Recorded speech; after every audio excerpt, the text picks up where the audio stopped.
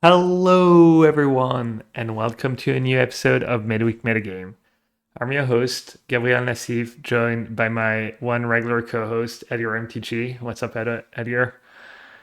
Hello, I'm good. How are you, Gab? Good, good. Almost called you Edward there. I'm not sure why, but it's close enough, I guess.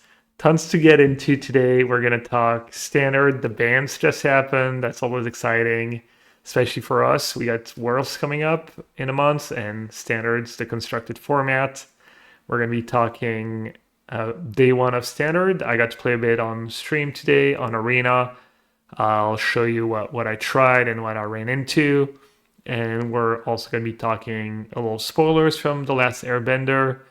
Not a ton of cards because it can take forever. And to be honest, we haven't done our homework really. But there is the early access this week, and we'll have more for you next week and coming weeks. And then we're also going to talk modern. Edgar still has his RC in a couple of weeks, and he actually had a local tournament, right?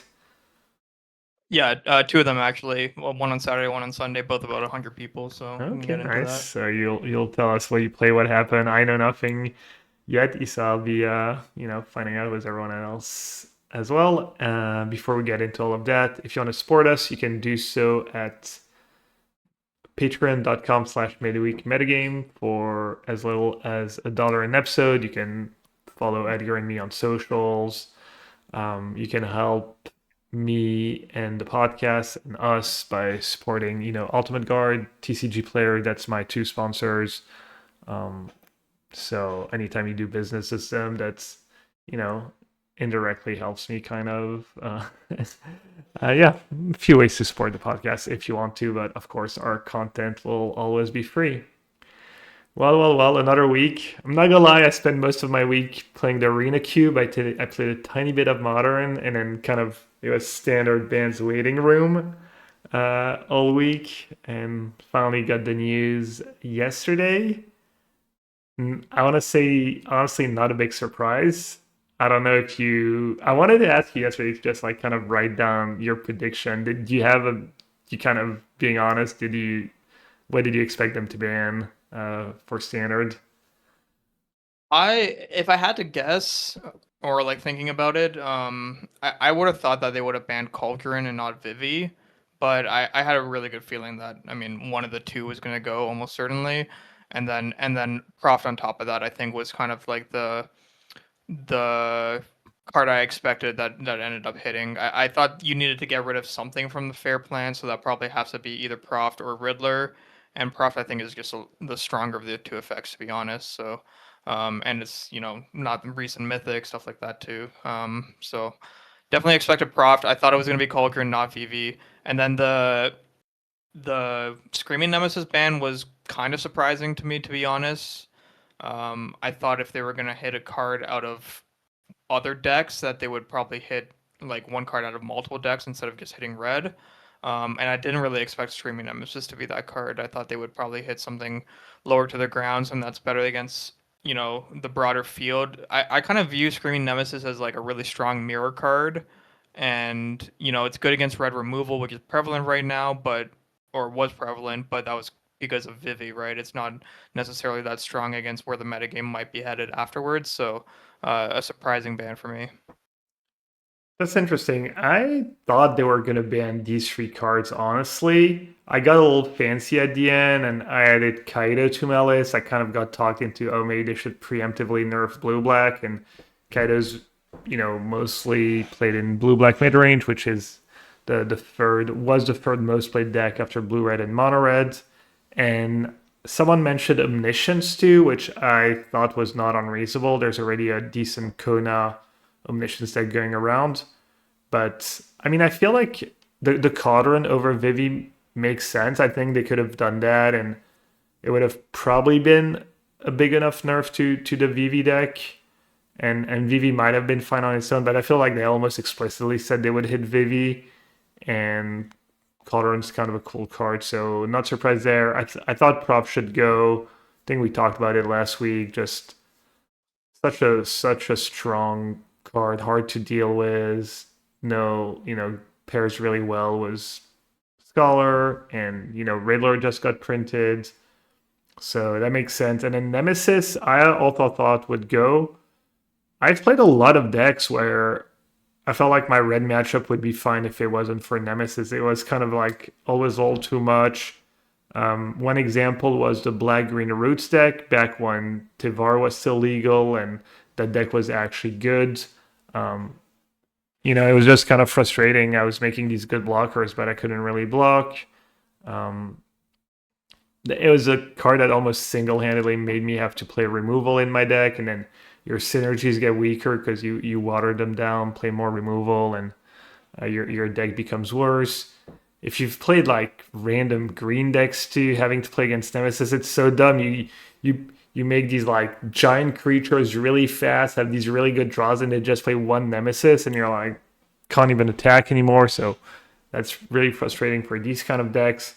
So yeah, I'm not surprised, and they kind of followed their MO of doing the minimum, even though I guess you seem to think like the maybe even Nemesis was too much, even though you did want to ban one of the red cards, but then what, like Hired Claw? Yeah, I don't know, a one drop or yeah, maybe something along those lines. I don't think it was necessarily too much. Also, I don't think that's necessarily the precedent, right? Because last time we had bans, they nerfed blue red and then kind of hit a bunch of things otherwise as well, right? Where we Yeah, got up the beanstalk and some other stuff at the same time, even though those decks weren't as prominent as the blue red deck, obviously. So I thought that they might do something like that again. I also thought that they would hit Kaido. For the brief period of time we had between the last banning and the kind of the discovery of the Cauldron deck, the blue black deck was seemingly pretty strong in the metagame, and I'm wondering if that's going to happen again now. yeah. Blue black does tend to struggle against certain time of permanence. Like typically, just resolving a white overlord impending is a lot for them to deal because they're trying to nickel and dime you, and if they slip, if they let something slip, sometimes it can be too much. If they fall behind before they get to snowball with Kaido or the Blue Curiosity, so we'll see. But I like think I like these bands. You're right that last time they were kind of like heavy-handed, but um, I like these Definitely bands. don't want them to do that every time. Yeah, That's for sure. I, I thought it would ban Nemesis. I thought one reasonable option would maybe just to ban the 5/4 links, because a lot of decks can kind of deal with mono red and deal with Nemesis, but links is kind of the nail in the coffin because then you can't play that long drawn out game with a mid range deck unless you have hard counters for links or some weird way to deal with it, or somehow play gain enough life before play a lot of basics, which is not trivial. So I thought that was maybe a reasonable option. You ban links and then you can maybe have these like Sultai control mid-range decks that just play a decent bit of removal, card advantage, some life gain, and sure they can still maybe get lucky with Nemesis targeting their own Nemesis with a burst lightning or whatever shock, whatever the case may be, and get the emblem, but at least you don't have the looming threat of the links that's just gonna finish you off if you don't have these perfect draws where you kill all their stuff, you don't take too much damage, you don't draw too many non-basics, and you finish them off fast. Right, yeah, and at least they have to like jump through hoops in order to do that screaming nemesis thing, right? Like if you choose not to engage with that sub game of creating the emblem, then they need to put forth an additional resource in order to create it. And like the thing you said earlier about like, playing these green decks and like building these massive boards and getting brick walled by a single screaming nemesis, like I don't know if that's necessarily like a bug of the format, right? Like I think having to interact with your opponent should be a feature, not necessarily like a downside or something that's seen as poor. So um, I think that would be fine if that was a requirement. And like you said, the links kind of creating this sub game that's like kind of not necessarily, you know, it's like inevitable and you're kind of making the concession in deck building rather than in the game itself is a little different. Yeah, yeah. Um, it is interesting too if you want to be like super result oriented and cherry pick the red deck that did well most recently, I think, didn't even have Screaming Nemesis, right? Main or That's true. sideboard, the Yeah. Leyline deck, and that deck is untouched. So we'll see. We'll see what happens there. But yeah, kind of what people predicted. I know we did this thing. We do that thing on my stream every time where people get to predict. I make put like different options, and so one options were exactly these 3 cards plus Kaido because that was my guess. There was like no bans, 1 card banned, 2 cards banned, 3 cards banned, etc., etc. And the most picked option was 3 card banned.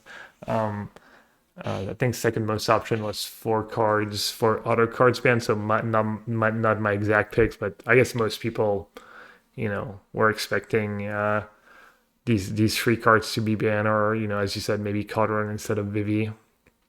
So no big surprise, and yeah, I got to play a bit of Standard today on the ladder. I'll put the link to the article if people want to go and read the reasons of why they did what they did. I thought it was pretty interesting. Sometimes they share more, sometimes they share less, and I felt like they shared a decent bit on why their philosophy, the mistakes they made, acknowledging a lot of the mistakes they made and stuff. So I don't know. I'm happy with the bands. I think they usually do a good job with the bands. Not sure people always agree, or for the other formats. I know people were a little disappointed. We'll get into it. No, they didn't touch Modern. Neither of us thought that would happen mid RC season. Plus, nothing's really changing. I think people wanted more in Legacy. They banned Entomb and Tamiyo, I think. And people wanted the one Nadu. oh, and Nadu, and people wanted Tamiyo and Yeah. the One Ring, I think. People want a little more there. Not going to get too much into detail, but we'll get a bit into Modern later. But yeah, I played a bit of Standard today, and I guess I'm just gonna go over the decks I played for people watching on YouTube and try to describe best as possible for people listening to the podcast. But yeah, it was Yeah, so fun. this is a standard format that's going to exist for approximately 10 days. It's Yeah, we're it's getting with the the with the Airbender. bands, but before Avatar. Yeah, it was a bit of like that the honeymoon period, a bit like what you get during the streamers event, the pre-release event, where no one's really playing aggressive decks, and I didn't play against Monterey a single time, and people are trying to do their own thing. There are a lot of combo decks and whatnot. So first deck I tried was like kind of stock blue-white control. I ran into a teamer combo deck was the green vitality that taps for lets your creature taps for mana, and they had the red 1/4 that whenever you play a spell you make a copy. So it's kind of exponential.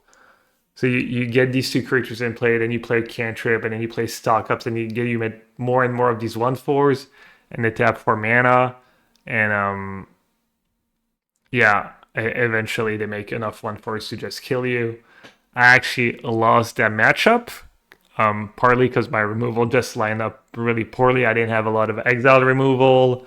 Killing the green, you have to kill the green vitality twice, and yeah. So I moved on from blue white control right away. I tried my old decks. I had a lot of decks built. I tried a Naya Una deck.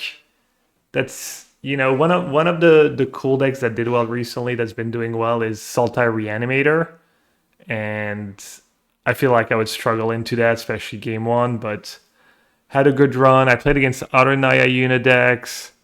I think I beat Blue Black actually. It was a close match, 2-1 win, but I was able to stick up, a bunch of Overlords and my Haymakers some of the games. And then I tried a deck that I like a lot. It's the one of the Kona decks. So Kona Rescue BC is the 4/3 for 4 that when it's tapped at the beginning of your second main, you get to put a permanent in play. So people use it to cheat Omniscience in play. That's a deck that's been around that could be popular. I was just playing a version that just was giant monsters in play, so I tried to put Valgavoth in play or Volborn Tyrant and stuff. So um, did pretty okay with that. And one thing I thought was interesting in standard is that these combo decks I think are all pretty good. Like there was the Kona deck, there was the Teamer Battle Crier deck. There's a lot of these combo decks around in standard, and they were. I tried them, a lot of them, and they were all kind of okay, and they could all kind of beat blue red or mono red if you had good draws and whatnot. Um, so we'll see if there's like a new fun police aggressive deck, if blue black can be the fun police, but it's gonna be interesting because some of these decks rely on the graveyard, like the Sultai Reanimator deck relies on the graveyard, but the Kona decks don't rely on the graveyard really. So you need like removal to kill Kona. You also might not be allowed to play just a dumb mid-range deck in standard because these decks might just go over the top. Um, so uh, yeah, I really don't know what's gonna happen. But it was nice. It was fun and refreshing to not play against blue red all the time. I did play against blue red a bit, like a couple times. Um, People playing fair. Blue red was a lot of interaction, and then I lost to a version. I don't even remember the name of the card. It's a blue red 2-drop that you can only play on your fourth turn, I think. That you can't play on Yeah, your I think first it's free turn. Spider-Man 2099, I think is what it's called in paper. I'm not sure the online version. Yeah, and basically, I think it has double strike. It has double strike and you can target it with Wild Ride to give it haste, and my opponent was playing NT to give it trample, and then so it hits you for a lot, and then at the end of turn, if you played a land or a spell from outside of the game or from your exile or your graveyard, it also deals its power and damage. So it can, I think you can deal like almost 20 damage out of nowhere. Yeah, it essentially has triple strike, right? And if you're connecting through combat and then also getting the trigger, so Yeah, if you pump it up to 6 power or something, and it's killing you in one shot. yeah, it can 18 you with NT. I think it's a 2 free base. Correct. Yeah, two Yeah. three double strike vigilance. Yeah, oh yeah, it has yeah, yeah. So I didn't even really know that card existed. Um, but yeah, it'll be interesting. Splash Portal is maybe a thing. Was Riddler? People might try and do that. Um, I played against someone who was still just playing kind of the old blue red deck, but they were probably just playing more interactions instead of props and Vivi, and obviously cut the cauldron. And then we get Airbender in a week, so I think Airbender's pretty decent power level. Probably gonna impact standard a decent bit. Um, Yeah, I mean, it seems like it's a kind of like a regular power level set, but the combination of, the bands kind of lowering the power of the relative format and everything being fresh, giving opportunity for, to breed creativity with the new cards as well. So I expect to see, a lot of shakeup. The stuff you were saying about all these different combo decks, like typically what we see in these formats is that the combo decks kind of deviate towards whichever one ends up being slightly stronger or dodging the appropriate hate for that period of time. So I'm sure we'll see some amalgamation there.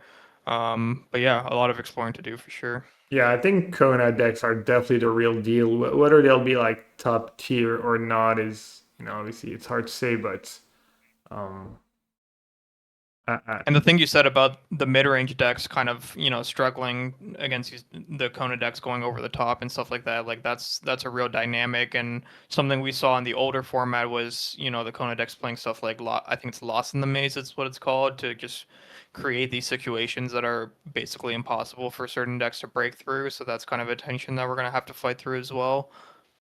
yeah, Lost in the Maze is the blue enchantment that gives it hexproof fight if it's tapped. Yeah, hexproof it's tapped. So what ends up happening is you just play that preemptively, just whenever you have a free opportunity, and then for the rest of the game, if you just play a Kona and immediately tap it to your planted land, there's just no way for your opponent to interact with that. Yeah, obviously it's not trivial. Like these decks are not the most consistent. You need a station land or a way to tap it. People play the Seriema, sometimes the ship. You need to find Kona in a timely manner. You need a payoff. If it's just a big creature, if it's omniscience, it means you need another cantrip. Right. So not super trivial if people start showing up with counter spells, Tidebinders, these kind of cards. I guess Tidebinder even gets around the hexproof thing, right? That's true. Yeah. So that these Kona decks might just get demolished by blue black. So no, we might just get good old standard with 3 or 4 top decks, and depending on whether or not you get the metagame right, you pick the right one between rock paper scissors. You make the you know good sideward adjustments. Um, but yeah, it was fun. We got pre-release event this week, and then the set comes out next week. So maybe if we record on Tuesday next week, we'll have had time to play a bit. Maybe not though. Maybe it'll be like another couple of weeks before we've actually played a decent bit with the cards. And even then, we're probably more be talking about limited or still modern, maybe other formats. Because the standard is not relevant yet to people playing our season and whatnot. It will probably be after Worlds. It's still gonna be modern for a little bit. So maybe keep focusing on that, and this way we don't have to spill the beans and on our standard Worlds testing because they're not the Super secret standard deck. Yeah. yeah, exactly. Um, yeah, I'm probably gonna draft a lot on my stream. Maybe play a bit of standard at the very beginning, or maybe play my viewers list. Uh, the usual ways to dodge sharing all our super secret techs, of course. But yeah, we picked oh, first I wanted to go real quick over we've had some standard results already. There's a post ban standard challenge on Magic Online. So figured we could take a quick look at that. First was Jeskai Control by Peter, a bunch of numbers, just pretty stuck. I guess Shiko doing the Shiko thing was, I'm assuming, a bunch of stock ups, lots of removal counter spells. A little top end or not yet, a couple of Jeskai Revs. Then you had Demir, Kaido, the usual. For curiosity, you had the blue green aggro deck that I played a decent bit. I think we talked about that deck. But Titinia chose to play Riddler. There's versions with Riddler, there's versions without it. There's Jackal, Genius, Geneticist. Yeah, just a bunch of elves, Pollinator trying to curve into Uro, kill people really fast, and you have kind of Riddler as your backup plan, and some counter spells in your sideboard. Daniel Lakos was the mirror mid range. What else? Claudio made top 4 was a cool version of Naya. Mine was a little more mid range. His was a little more aggressive. He was playing FOMO. He was playing White Innocence. And he was playing for Origin of Spider-Man, which it's a saga that gives you a 2/1, then puts a counter, then double strike, and obviously you can rebite with Yuna, so trying to kill people pretty fast or torch the tower. There was another blue-green deck with Uroborid and Riddler as the top end. Another Demir mid-range deck in the top 8. And that Saltire Reanimator deck. So for people who've never seen the deck, it uses Superior Spider-Man to 4/4, and then you target Arden to bring back even more stuff, or you target Bringer of the Last Gift, which basically kills all the creatures that are in play and then brings back the creatures that were not killed that way. So if there is already creatures in the yard, it also brings these back. That card's just just really powerful and somewhat tough to interact with because Superior Spider-Man doesn't target the creature they reanimates. So you need to have their whole graveyard gone when they play that card, which is not that hard to do, but can make something like a Ghost Vacuum not always the most effective.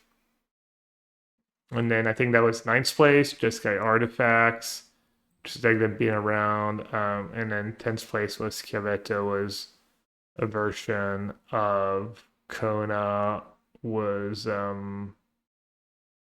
Oh, it's no omniscience actually. Oh, it's a mix of Yuna. So it was white green. So it was doing the Kona, this fair-ish Kona deck, putting the big summons into play, summon of the Nitron, summon Bahamut, and then also Some having overlords. some Overlord, some self-mail like Dredger's Insight, the Wagon, Smuggler Surprise, and Esper's Origin. So yeah, just kind of what you expect. Old control, old blue black mid range, some Kona decks, some of that blue green deck that was already like pretty decent pre. So nothing Nothing nothing super surprising yeah, yet, but I nothing. mean, can't really expect more than that when that challenge is probably 12 hours after the ban announcement or something. Yeah, no, of course. So yeah, that's a little overview of like kind of day one of standard. But as you said, it's gonna be a 10-day format because we're getting Airbender and I always love when this happens. By the way, it's always great because it's kind of like fast and loose with how the format's gonna look for the next week or so, and then people get brought back to reality when the new set comes out.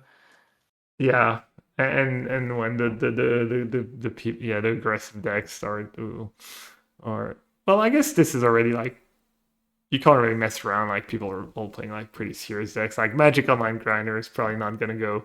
Sure. Besides Claudio, who was trying some, he was kind of like the only one who was really trying something. I feel out of the ordinary. Um, but yeah, should we get into a little spoiler review? You picked out some cards. Yeah, I Um, picked out some cards that caught my eye. I mean, a few of these are ones that people have been talking about. Probably not surprising, but I got a couple treats in there too that I think might have some potential. yeah. So first one, that one I feel like is more of a modern one. One Shitong. We maybe even talked about it last week. The Librarian. Um, 1/1 flash for blue blue X. Flying Vigilance. When it enters, you put X counter on it, then draw half X cards rounded down. So if you play it as a 1/1 for 2, you don't draw. You need to pay at least 2 mana to draw a card. And the real interesting part is the passive says whenever an opponent searches their library, put a +1/+1 counter on it and draw a card. Meaning that if they fetch, you draw. If they packed, green packed, whatever. And then it also like works if you make them search with cards like Path to Exile, Field of Ruin. And the set's gonna be illegal for your RC, and I feel like that card might be broken. It's definitely the first thing I'm gonna try when I play Modern with the new set. Yeah, I mean, like you said, in modern, it seems extremely good, right? The majority of modern decks run 8 to 12 fetch lands, so you're gonna get a lot of incidental value just off of that. Um, it's gonna be pretty easy since it has flash to kind of give it to your opponent at awkward times as well. And then yeah, there's just a lot of reasonable cards that force your opponent to search. Like Path to Exile is a card that we've already been talking about in modern, kind of having a bit of a resurgence. Field of Ruins are kind of a reasonable card too if you're playing a slower strategy. I'm sure there's some other stuff and pretty easy to get a few cards out of it. But even in standard, I mean obviously not as good since you're not playing against fetch lands and stuff. But Demir's kind of been in the market for just random dirtily creatures with flash. Like I could see it in small numbers there. If you get a couple cards out of it in the late game, that can be a pretty big deal. And I think there might be a couple niche search effects in standard, right? We talked about the Serenema or whatever that vehicle's called. Like that's a card that could see play, and maybe a couple other things. Like if it's just a card that the deck would want to play for its body, and then you just get some incidental value out of it. That's also pretty good. Yeah, it is not that far from a Hydroid Crisis, Exactly. Yeah. and it has flash. It's 2 mana flash. That's like Philia, so I don't know if you can somehow figure out a shell where um, you play both these cards. It's always nice to not be face up, on one card when you say go on turn two, when you play, your shot land on tap or whatever, and they know that like the only card you can have is Philia. Um, Not ideal. So yeah, Yeah, definitely very excited about it in modern. do you think you're gonna Yeah, have time to even try it? Do you have I don't know. It's tough. I don't even know if I'm gonna have time to get the card. Is the problem? It kind of releases the day of the event. So, but yeah, Yeah, it is a I'm going to mythic try too. Yeah. it. Yeah, I'm gonna have a few days to test it out. Maybe in a blue white flash shell, blue white control, Jeskai flash. I don't know, but seems like it'd be quite good in modern. Yeah, for sure. All right, next one. We didn't go too crazy. I think that's a clear good card. Badger Mole Cub. It's a 2/2 for a green and one creature, Badger Mole. When this creature enters, you Earth bend one, which means that you get a land, kind of a Nissa ability, the 5 mana Nissa, how you put counters on a land and becomes a creature. This one puts one counter, so +1/+1 counter on it. But when it dies or is exiled, you return it to the battlefield tap. So you play the creature. If they kill your creature, you still have that 1/1 creature as a land that has that ability to not die. So they can't really mana screw you by just shocking the um, the creature. They can't even use an exile removal spell to get rid of it. It still comes back tapped, and it has the passive whenever you tap a creature for mana, add an additional green. So obviously the land you transform means that one taps for an extra green. Um, Also mean they stack if you have multiple moles in play. They make like more second additional green, etc., etc. And I didn't go through the whole set, but I'm sure there's other Earthbend cards. Just clearly good raid, good mana. It's kind of my surface level analysis. I don't know if you got anything to add to potential of that card. No, I mean you hit the nail. Like it's just a couple freebies in here just to talk about it. I mean, I kind of wanted to bring this card up a bit to kind of talk about Earthbend in general too. We've seen a lot of these similar effects in the past, but historically they've been strong but high variance because if you would play this and then they would kill your land or whatever your resources, you kind of fall really far behind. But that contingency plan is built into the mechanic with what you were saying, right? Like there's basically no way to remove the land creature and not get it back. So that part is kind of nice. It kind of limits the feels bad when it comes to these cards, and then obviously it works with existing mana dorks as well, right? You can play a Llanowar Elf on turn one, and then you play this and another 2 drop on turn two, and that's kind of just an insane curve, right? And people are already playing, for example, that blue green deck has Llanowar Elf, and being able to play have that curve in that deck, and then you have access to what is it, 7 mana on turn three is a lot. You can do a lot with that. Yeah, it's really pushed, and yeah, they just printed a lot of 2 mana dorks. They print them routinely, and they're never good, right? I mean, we've had good ones in the past, but it's rare, right? And my It my takes a lot. yeah, Like my boomer man. The only you, one that comes to mind is Sylvan Carotid, and then yeah, before that's that, a good one. Wall of Roots, I guess. But That's really boomer. like, was there? I'm sure I'm Yeah, I mean, missing one. there's Voyaging Satyr too, right? Because that have potential to Okay, create multiple mana. yeah, Usually the 2 mana dorks that end up being strong are the ones that have the potential to produce multiple mana, right? You mentioned Sylvan Caryatid, that one had Hexproof. That was kind of a unique case, right? Like Hexproof and kind of a bad mana format was a good recipe for that one. But Voyaging Satyr can make multiple mana. Wall of Roots can make multiple mana when it comes to convoke shenanigans or using mana on your turn and your opponent's turn. And Badger World Cup can very easily make multiple mana as well. yeah. No, that one. Yeah, it's really just was Elf and Gene Pollinator. It really looks, um, yeah, scary. The green decks are already decent, so I'm sure that card's gonna see a lot of play and probably here to stay. Next one you picked out was Accumulate Wisdom. Clearly a little nod to accumulated knowledge.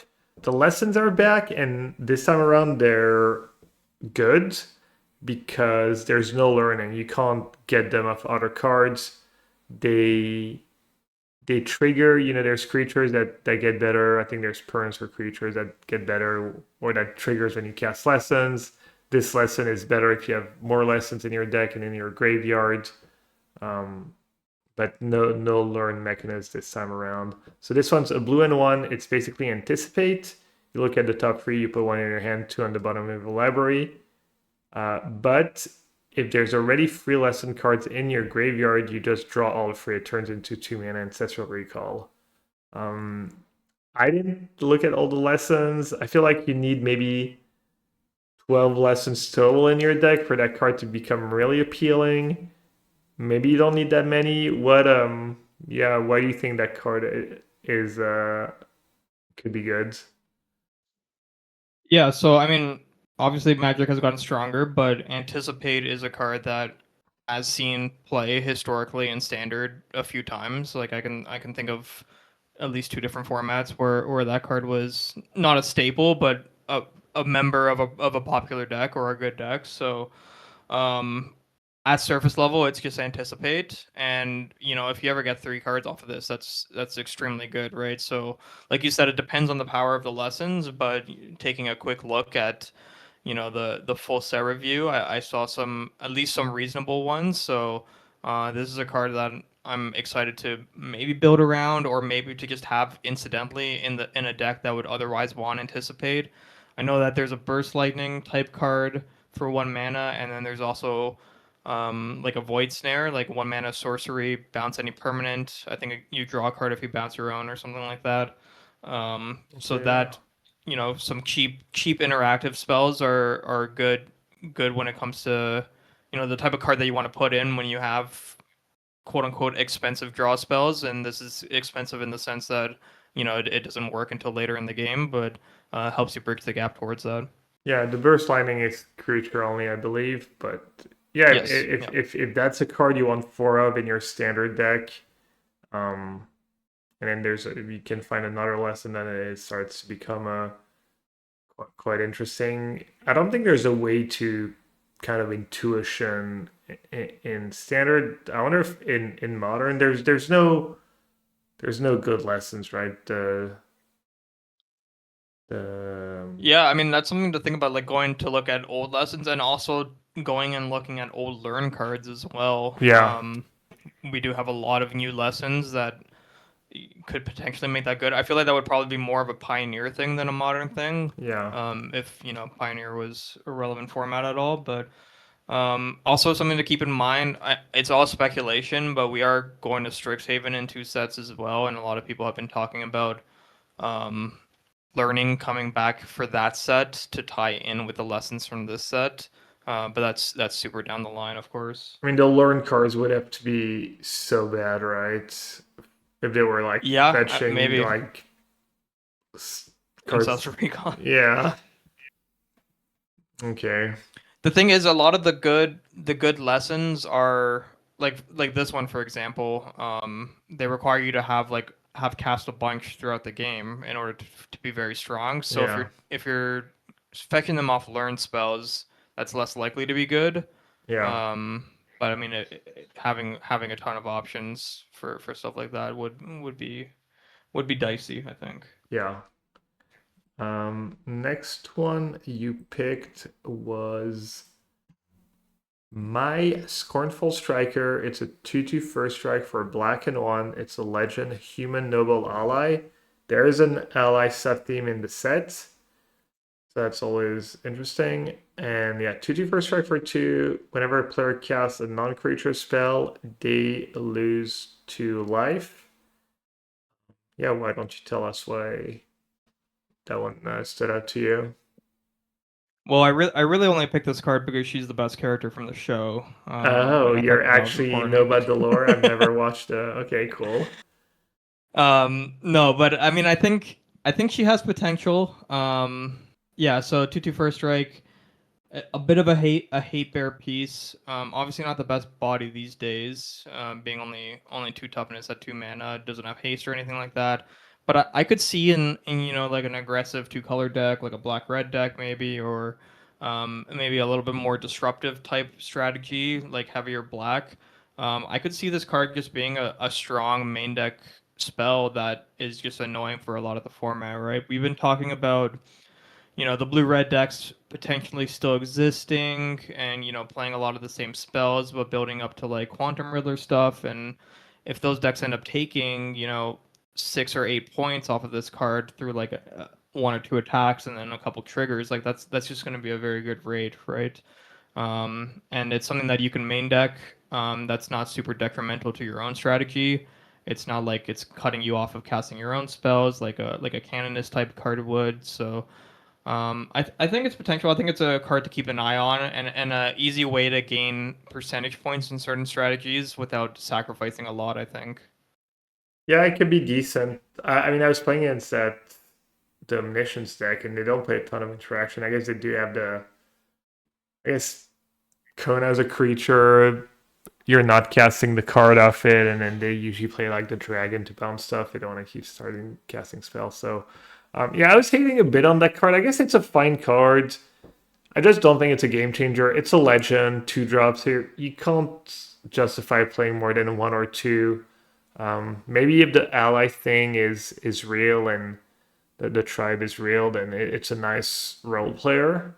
Um, the first strike is nice, Like but obviously the last format was very skewed, of course, but like we, yeah, we were seeing the red decks play like Needlehead in the main deck, for yeah. example, which But is like, kind of a similar thing, like just having this like slightly disruptive creature that's on game plan. And this one has first strike on defense too, and it hits for bigger chunks than the Needlehead would, depending on what you're playing against. So yeah, I mean, I feel like it's not that great against, it's not that great against the Day of Judgment. It's not that great against B-Side. It's laughable against an Elf Urubori deck.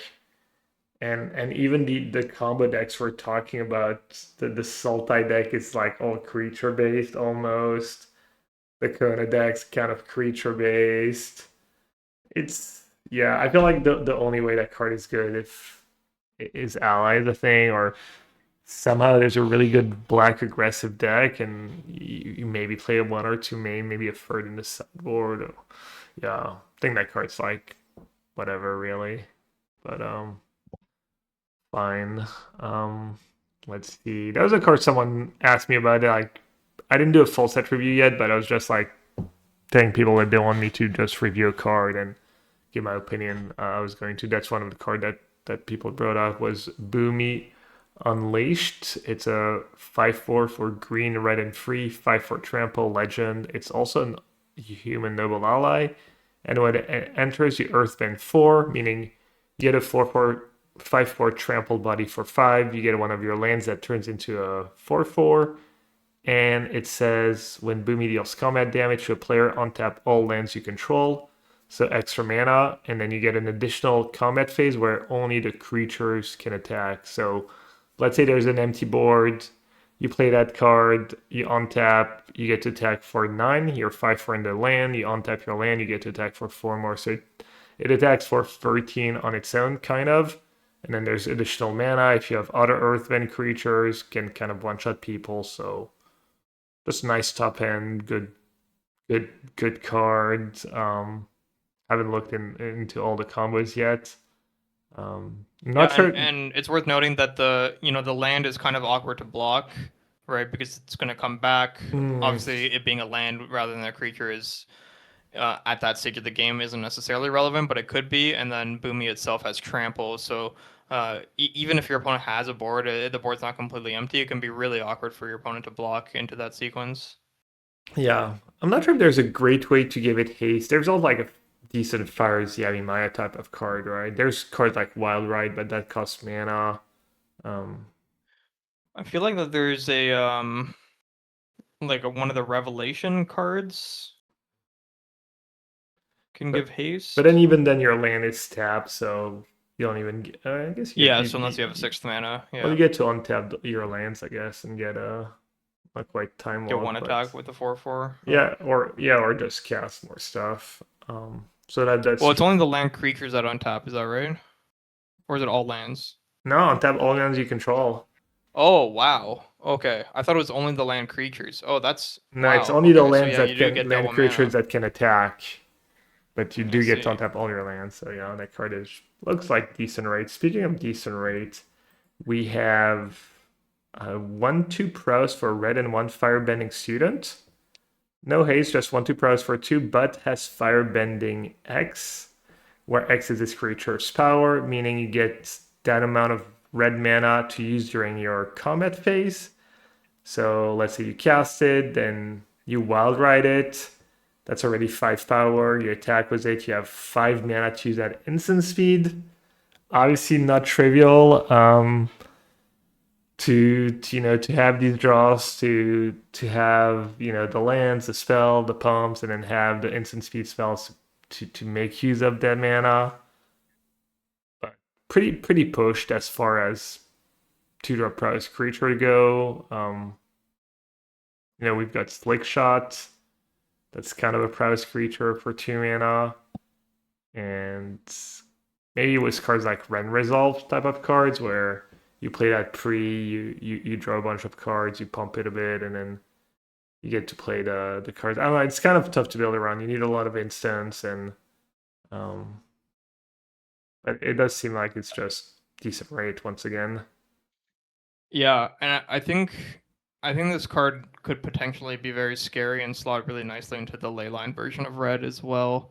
I forget what the card is called, but the person who won the Spotlight series had a copy of the pump spell that doubles power, and has flashback. So a sequence that you can do if you have a leyline in play, even if you don't, but let's say you have a leyline in play, you can play this on turn 2, and on turn 3 you can attack, and then with the firebending trigger on the stack, you cast the double power pump spell. It copies, so it's essentially going to quadruple the power, and then that's going to allow you to make 8 mana in combat, which is enough to flash back the spell and just lethal your opponent out of nowhere, basically. Yeah. So it's an extremely potent mana engine for a deck that already has a bunch of pump spells and a bunch of ways to use mana at instant speed. Yeah, it is really strong, and it might be another kind of fun police for people who are trying to combo with very little interaction. Whether it's blue black with counters, bats, tide binders, discard spells, and a fast clock, or just a pure like goldfish. Killing on turn 3, turn 4 clock with these red decks. So yeah, always stuff when the creature has no come into play, no haste, low toughness on turn 2. So can Pucci trade down on mana with something like a cut down or a shock burst lightning, but the upside is definitely real, and definitely that card, I mean, is definitely gonna see a lot of play.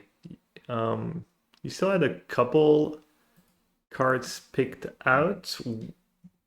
You picked out Judy, one of many, as a Cauldron target. It's a 2/2 for a black and one that says black and tap, surveil one, and then you create a token that's a copy of this creature. Then sacrifice an artifact or creature, activate only as a sorcery. Meaning your creatures in play can copy themselves if you get that one under Cauldron. I don't know if you had anything specific in mind. It seemed like jumping through a lot of hoops, and your creatures need to have, they're still summoning sick, so they need to not have summoning sickness. Cauldron lets you tap any color of mana, but it's still a mana. Yeah, it seems a Yeah, it's little far definitely fetched to me, but it's definitely no VV. That is certain. It's not gonna be that strong. I thought it was just kind of like a neat interaction, maybe in like some sort of, roots deck that there could be some end game involving this. yeah, But yeah, I mean, just the fact that you can, as it's created, as it's printed, the joke is that you just make a bunch of tutus, you sacrifice some other stuff you don't really care about, you go super wide, but if you are able to cauldron it and put it onto something more powerful, something with an ETB perhaps, like a Riddler or a Shriekmaw type card, then maybe you don't necessarily care about keeping the creature around and you just get this reusable effect. So more just something to keep in mind, or something to explore if you want to go a little bit different with the cauldron still being legal in the format. yeah. I was a little disappointed today. I was like gonna play some roots, and then I was like, why is no one trying that deck anymore? It completely disappeared, and I forgot that Tivar like rotated out. Tyler's gone. Yeah. Yeah, so I think the roots deck's probably like done for, but yeah. maybe there's some decent Cotton decks. Nice to have like the main deck hate too. If you're playing a Cotton deck, you get that main deck graveyard hate, which might be valuable in standard. And then last one is Abandoned Air Temple, which is a rare land. It taps for white. It comes into play tapped unless you control a basic land. And it's a white and free tap, put a +1/+1 counter on each creature you control. So that's exactly V2 Gazi, right? Except V2 Gazi was like a green, a white, and two. Well, as far as the ability goes, I Um, guess. was that V2 God? That's a little too boomer even Oh for me. I was no. I was thinking of Gavany Township, Oh but yeah, yeah, no, I'm calling. I um, think I'm calling. Yeah, I'm just getting cards mixed V up. V2 Gazi makes a Saproling, I think, Yeah, like yeah. a 1/1 token. Um, but yeah, Gavany Township type effect for go wide. It's a little bit restrictive in this format. You know, that first line of text. Um, Mana bases are not that great. It's something I say a lot, but having access to a basic land is not going to be a given for a lot of decks, especially if you're going to end up being a two color deck. I know you've played around with a lot of mono white decks, or uh, are the mono white decks that used to see play like the super grindy ones? Are those still completely legal, or did they lose something? No, I mean my mono white live game that I've played a lot, and I think I've even played it once or twice in like competitive tournaments on Arena is still around. I agree. This card is probably just a mono white card. I don't think you can. I don't think it's good enough to justify playing in a deck that doesn't already have a lot of basics. Um, Right. but yeah, it might be good because my mana base was mostly like 18 plans for Fountain Ports. The problem is that the live game deck is it was actually one of the few decks that I felt was decently favored against red and could keep up with blue reds. Um, and I think it might actually be bad against what people are going to play. It's probably doesn't kill maybe fast enough to beat the combo decks. It might. Some most people actually play the white lag version when they play live game. They play Amalia and Corlin or Zorlin, and I think maybe you're unfavored in that matchup. You're probably not great against like the Sultai Reanimator decks, and so it might line up really poorly. But that would be kind of a nice card to have access to just kind of not free, but what do you need like 14 planes? Yeah, you could easily play one too. There was like no payoffs left in standard, right? For monocolored decks besides the colorless ones, besides Fountain Port, Right. or if you want to play Field of Ruin or Sanctuary.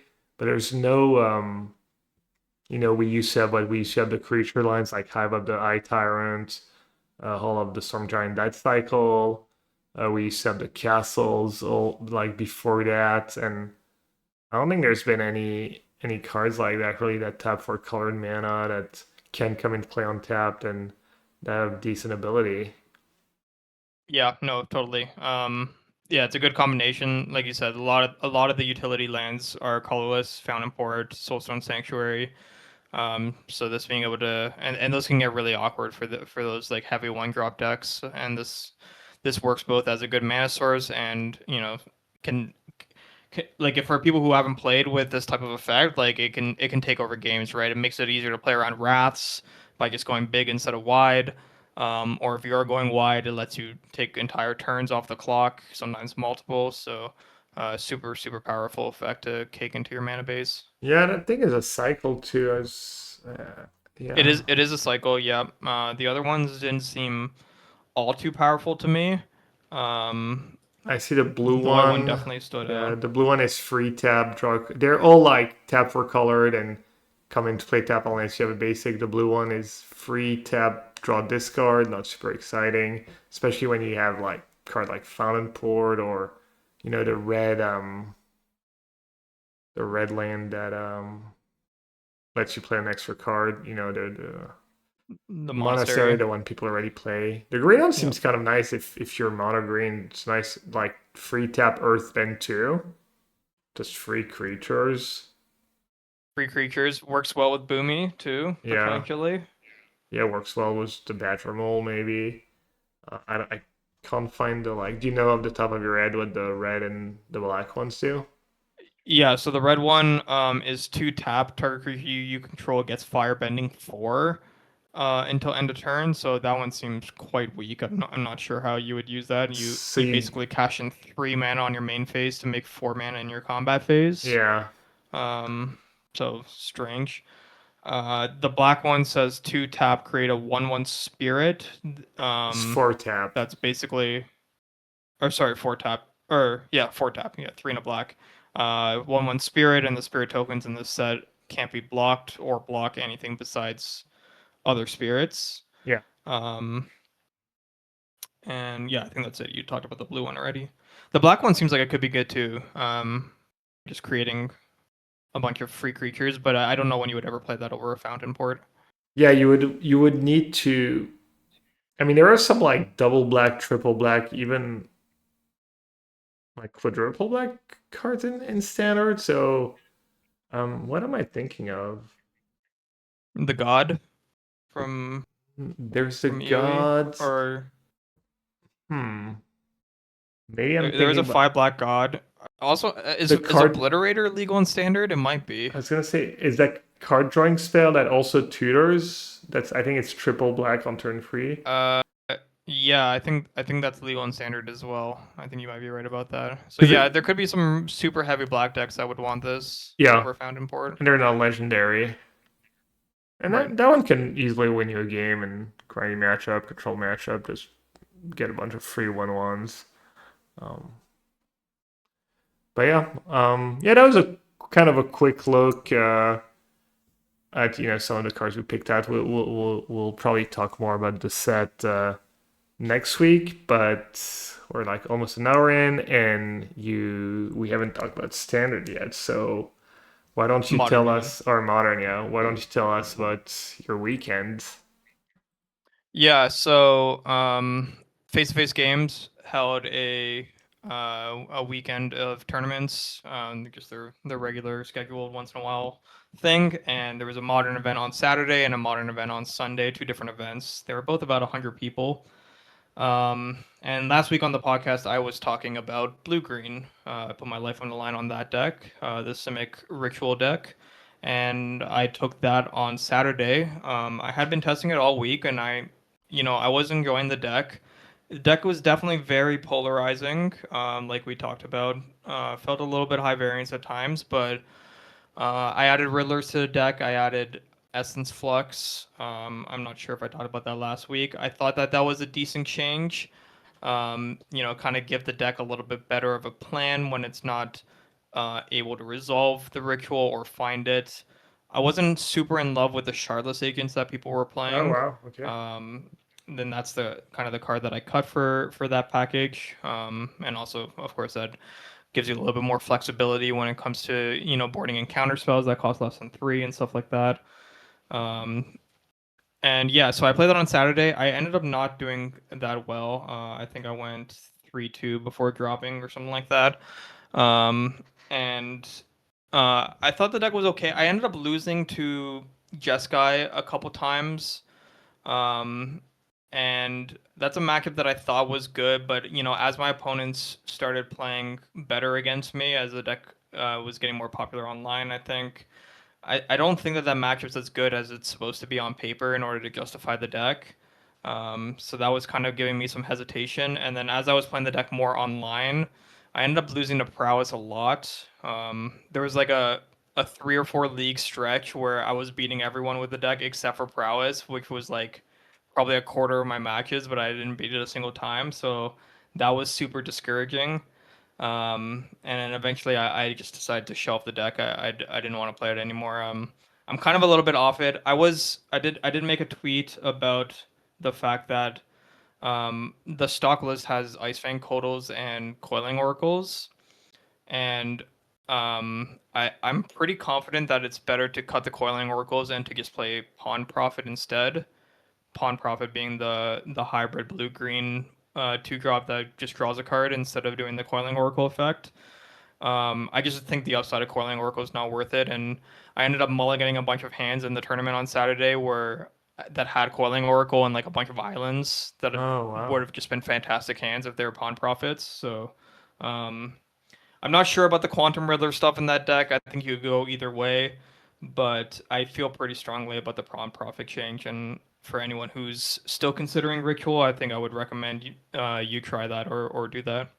Yeah, you mentioned losing as the players got better. Do you have specific examples of the sequencing or the way they approach the matchup or Yeah, I think so like in the essence, the blue green ritual deck is just an abhorrent Oculus deck, right? Like you're just really good at getting Oculus into play and then protecting it. And I think that there were a lot of times where, my opponents were maybe a little too afraid of the ritual trigger or like trying to stop me from getting, small bits of card advantage when they should instead just be attacking the Oculus portion of the deck, keep my graveyard in check or, only use the removal spells if it is an Oculus rather than trying to prevent the trigger, stuff like that.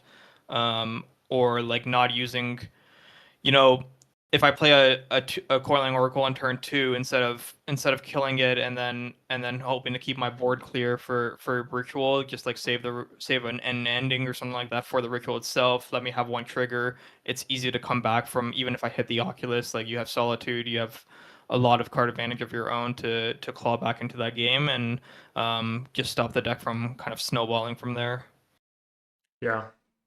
Yeah, the deck depends on the game. Sometimes it keeps a handful and sometimes it can run out Yeah, of and they just run cards. away with counter spells. Yeah, it Yeah. can be difficult, but um, I think once I got out of like that honeymoon phase of the deck, I just realized like it's not doing the thing as much as I would like. So Yeah. So um, so what happened on Sunday then? Did you play so something on different? Sunday I decided I was Titan? kind of just thinking about the form a lot and I was pretty lost to be honest. I wasn't loving Jeskai. I guess we haven't talked about that yet, but I did end up testing a lot of Jeskai, but I don't really love any of the builds.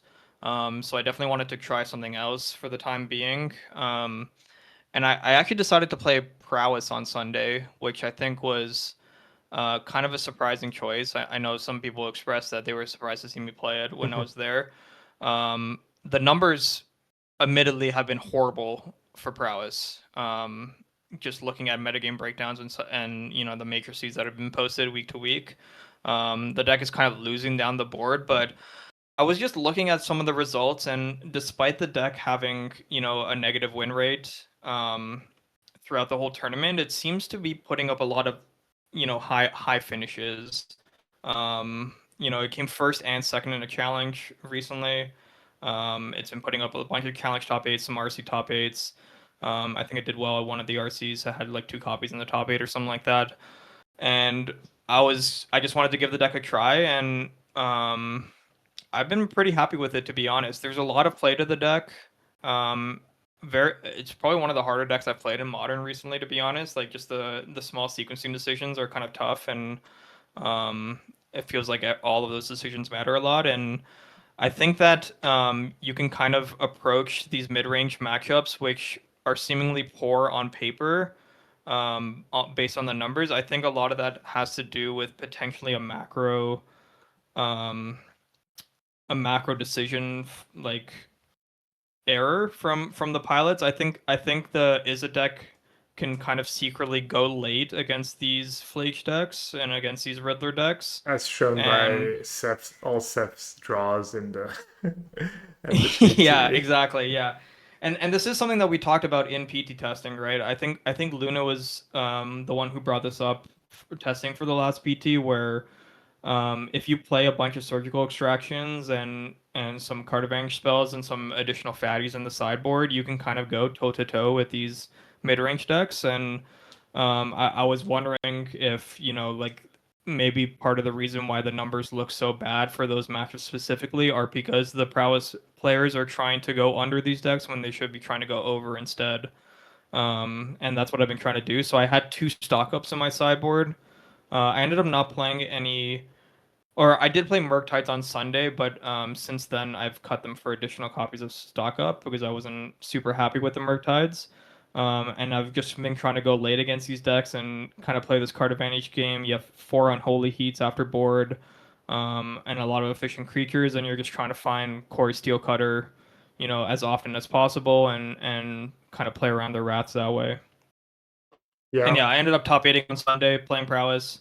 Kind of played poorly in the first round, and then rallied from there and beat some Jeskai decks on the way. I did lose to Jeskai in the top four, but he kind of I had it was a nice Ragavan game. I guess I'll leave it at that. He played a bit of my deck, turn one Ragavan, and then killed my guy and hit Corey off the top and started going crazy. So kind of um, tilting losing to that's gonna Ragavan was happen. the Lavadar deck losing to Ragavan. Yeah, yeah. I mean, I was on the draw and my hand was like, I think it was like 2 Swiss Spears and like a Corey and some cantrips and stuff like that. And then I was like, okay, well if he has a Ragavan and a removal spell, like maybe I can keep up as long as he doesn't hit too well. But he had the Ragavan, the removal spell, and hit a Corey off my deck, and then it was over from there. I don't know if it's right or not, but props to him for keeping Ragavan in his deck. And I think people like tend to board out Ragavan too much as soon as they see like a Memnite, Lavadar Bulls. Like, like the I totally upside is agree. Yeah, so high. It's 1 mana. It's one of your few cheap cards. Um, just it's not the end of the world. Like, I'm not saying keep all four no matter what, but I think in general, I mean, maybe I'm the one who's wrong, but I know that historically I keep it in Ragavan in my decks after sideboard way more than the average player. Yeah, so cool. Where does that leave you going forward? What are we? Couple weeks away from? Not even like it's in 10 days, yeah, like a right? week and a So half. you've got like basically a Yeah, week of testing left. I leave next Thursday, so yeah, I have about a week of testing left. Yeah, I'm gonna keep working on prowess, I think. I mean, the numbers are still scary, to be honest, and it's a lot of copium that I'm huffing in order to kind of justify this decision, I think. So Yeah. I really need to flesh out to make sure that these ideas make sense. There is one thing I'm like super scared of, and it's the fact that it seems like the Jeskai lists online are kind of adopting High Noon as their way to beat Prowess because Prowess is getting a lot more popular, and that card is admittedly very difficult to beat. So Mm. that could be a nail in the coffin and send me back to the drawing board. But as of right now, I'm going to keep working on this deck and hopefully get to somewhere I like. Yeah, I don't have a lot of help for you this week. I played very little modern. I played one challenge was, kind of my take on Jeskai control. Kind of Jeskai controls card I like. I was playing 4 Plage, 4 Fable, 2 Arena of Glory, and then I was playing a bunch of energy cards at 4 Discharge, 2 Tunes, 2 Rab Disguise in the main. Not a lot of counters, just 2 Consign, 2 Strix Serenade, and a counter spell. At 4 Dresdown, which is one of my pet cards. Can't really play Rest in Peace in my 4 Flage deck, so I played 2 Lanterns in the main. I basically did want to play Solitude because it's not that great without Ephemerate. It's kind of a feel bad early in the game. So I just loaded up on 1 mana removal spell that 4 Discharge, 2 Endings. I was playing 2 Path to Exile, so I have some kind of hard removal for the late game for Riddler or Titan, these kind of cards of Flage. And then, 1 Riddler in the main, one in the sideboard for some late game card advantage. No ways to really cheat it. 1 Null Drifter to combo with my 4 Dresdowns, kind of another late game card, and then one of each Teferi. That was the main deck, and then sideboard had your usual suspects, your Charmos, your Disputes, and whatnot, extra consigns. It was fine. I went for free. I think I got a little lucky in round one to beat Jeskai Blink actually, because I started playing and I was like, man, he just has 4 Solitudes for Riddler, and I don't think I can really out tempo him. I mean, having 4 Fables is probably like nice, but and maybe I can get a big grab disguise, but I think the game's just gonna go long and he's just gonna draw more Solitudes and Riddlers. And I was able to eke out 2 wins, I think, because he didn't draw a ton of Riddlers and Flage in these 2 games I won. Um, Then I actually lost twice to the. I don't know if you've played that deck against that deck at all. It's the Dredge deck. They tried to just Oh, I have. like Artist Talent Phoenix. They're basically pretty good at killing you on turn 4 by milling their entire deck, flashing back a bunch of Lava Darts, and milling Creeping Chills Phoenix. They can kill you on turn 3 if they have turn to Artist Talent. And I thought I was gonna beat that deck, but I got 2 twice. I think I never drew a Lantern in any of the 4 games. Maybe I should have mulliganed more. I didn't draw my Surgical on time either, my Sideboard Surgical. Um, do you have any opinion on that deck? I've played against it a few times and have not lost to it, to be honest. Yeah, I queued into Sodak recently as well, and he was playing that. Yeah, I mean, like you said, it has a potential to be really explosive and powerful. Like if they play a turn 2 Artist Talent, it's actually not unreasonable that they draw their whole deck yeah, on turn 3, or rather mill over the entire thing, and then 12 points from the Creeping Chills, 4 points from the Lava Darts. Like, even if you have a couple removal spells for the Phoenixes, it might not be enough. But on the other hand, sometimes you play against that deck, and like I had a situation. I think I was playing Jeskai when I played against it, and I just like played a Solitude and consigned it, and like I played a Flage or something, and I got to like 30 something life, and yeah, it was kind of hard for them to kill me from that. I think I was able to like surgical or counter the one Conflagrate in their deck, and then they only had like you know high 20 points of damage in their deck to deal or something like that. So yeah. maybe a little bit vulnerable. Being an Maybe open maybe deck you hit list, a like I actually lost that a too. yeah, I lost the first game by tunnel visioning. I like surveilled turn 1 and it was a flage, so I binned it and my hand was dressed down. If I had just gone like turn 2 dress down into flage, I would have won game 1 I think pretty easily. So Right. um and then the other times I think I played against that deck, to be fair, I was either playing Rest in Peace main deck or I was playing the Blue Eyed Bling deck that they just can't beat a Sanctifier in Vec. I mean, they play Right. Inquisition now. Some versions play for Inquisition now, but yeah, so yeah, plus twice to that deck somehow, and I don't know. I think I beat Titan and Prowess in the last 2 rounds. It was fine. Like having these 4 discharge and Ralphs was nice, and but I don't know if the deck makes sense compared to the Defilia package overall. Yeah, it seems a little strange to me because, like it's not like it's attacking a hole in the metagame, right? It's there's already another graveyard deck, so like people are packing dedicated graveyard hate, and in addition to that, there's a lot of like these soft graveyard hate pieces, like the lantern type cards that people are playing because of Flage, and this version of a graveyard based strategy is very weak to that. So, Yeah, um, kind of seems like a strange time for something like this to surface, but maybe it's just stronger than we're giving it credit for. yeah. All right, should we put our lives on the line? Sure, let's do it. All right, for those of you who are new, Life on the Line's theoretical tournament. If you win, you live. If you lose, you die.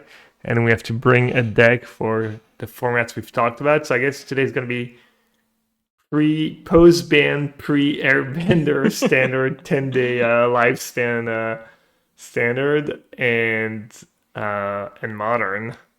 I'll try and go first for once. For this 10-day standard, from what I've seen today,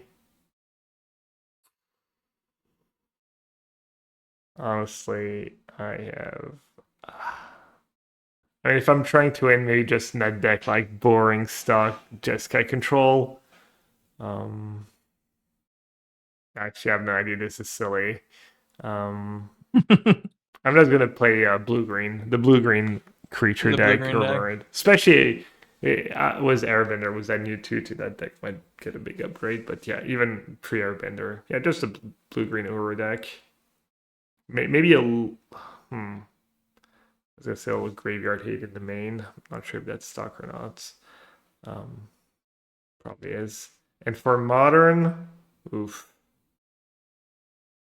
I might just play stock just Sky Blank right now if I had to pick something to try hard. Or are you, Edgar? Yeah, hard to go wrong with that. Well, I haven't played any standard. Probably play some for the arena or the streamer event coming up. But I mean, if I had to, I guess I would just play blue black. You know, it's a deck I've played a lot in the past. It seems like it's strong. Kaido's probably one of the stronger cards in the format. I thought that there was a chance they would ban it, and they didn't. So I like blue black. I'll probably just play that. And for modern, the format I've actually been testing right now, I'm believing in Izzet Prowess, which is it's funny. I feel like for the past 4 weeks or something, I've said a different modern deck. So maybe that's saying good things about modern. Maybe that's saying bad things about my upcoming tournament. But we'll figure it out. But yeah, I think I've been liking the Prowess deck. I'm gonna try to hammer out some ideas and hopefully I still feel the same next week. We'll see. All right, cool. Well, if you made it this far, as always, thank you for listening. Um, you can find me streaming daily on Twitch, twitch.tv/yellowhat. Edgar, where can people follow you online? Yeah, you can find me on X and Blue Sky at Edgar MTG. Feel free to tweet at me or send me a message. There you have it. Yeah, hope you enjoyed the episode. Hope you'll have a great week, and we'll see you next time. Take care, everyone. Goodbye, everyone.